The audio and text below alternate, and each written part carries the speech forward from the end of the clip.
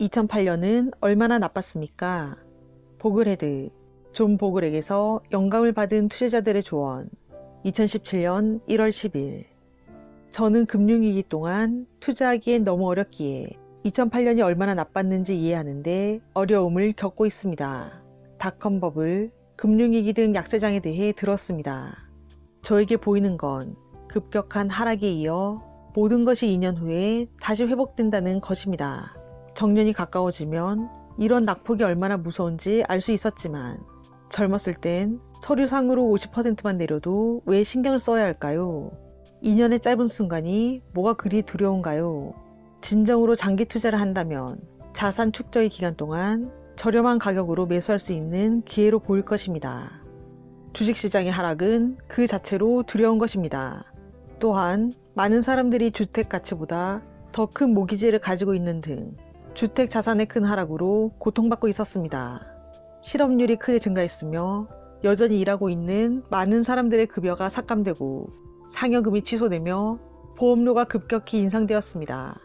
모든 경제적 요인이 불리하게 작용하는 것처럼 보이는 상황에서 장기적 관점을 유지하기는 어렵습니다. 어떤 사람들은 회복이 언제 올 것인지가 아니라 상처를 멈추는 데 집중했습니다. 당시에는 불확실성이 컸습니다.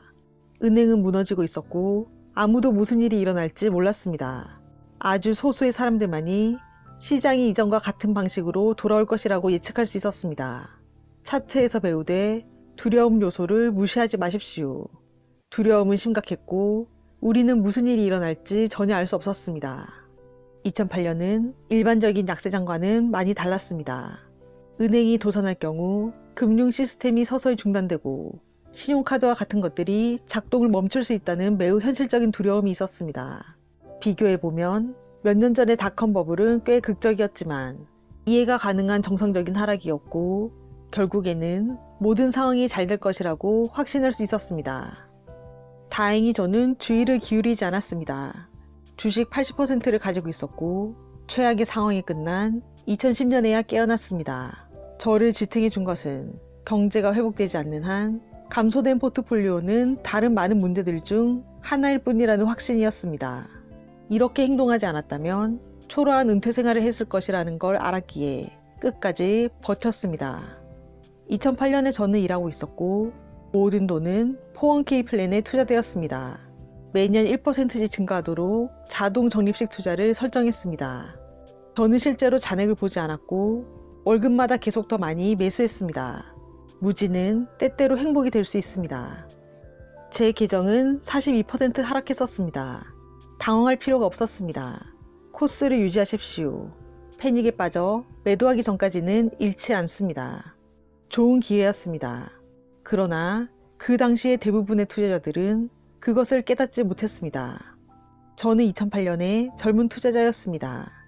로스 개인연금 퇴직계좌에 투자한 지는 불과 3년밖에 되질 않았고 괜찮은 직업을 가지고 있었으며 직업을 잃는 것을 두려워하지 않았습니다. 그럼에도 정말 걱정스러운 시간이었습니다.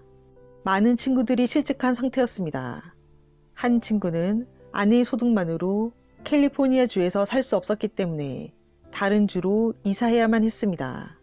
2008년은 주식 하락, 은행 폐쇄, 위기에 처한 자동차 회사, 전체 금융 시스템이 화염에 휩싸인 상태로 보냈습니다. 2009년에 상황이 반전될 줄은 몰랐습니다. 2002년 닷컴 버블 기간 동안 저의 포트폴리오는 100% 기술주에 있었기 때문에 자산의 70% 이상을 잃었습니다. 올바른 다각화와 나이에 맞는 주식 채권 자산 배분, 주식 30대, 채권 70%의 교훈을 얻었습니다. 2008년 금융위기 때는 11.9%만 잃었습니다. 오늘날은 행복한 투자자지만 2002년에는 비참했습니다. 저는 2002년 공황 상태에서도 매도하지 않았고 결국 시장이 반전될 것이라는 걸 알았기에 잘못된 계획의 포트폴리오였음에도 끝까지 유지했습니다. 그리고 이후 적절한 시기가 왔을 때 가혹화된 포트폴리오 계획으로 변경했습니다. 당시 제 포트폴리오는 주식 55대 채권 45 비율이었습니다. 주식이 56% 하락했을 때 채권은 10% 정도 상승했습니다. $110만, 11억 원이었던 전체 자산은 8억 5천만 원까지 떨어졌습니다. 이 정도는 여전히 건재한 자산처럼 느꼈기에 실제로 저는 기분이 좋았습니다. 현재 제 포트폴리오는 140만 달러, 14억 원에 가깝습니다. 그때의 고통을 다시 감당할 수 있을 것 같습니다. 2008년에서 2009년까지 주식시장이 하락하는 동안 저는 62세로 포춘지 선정 500대 기업에서 일하고 있었고 주식과 채권 비율은 50대 50이었습니다.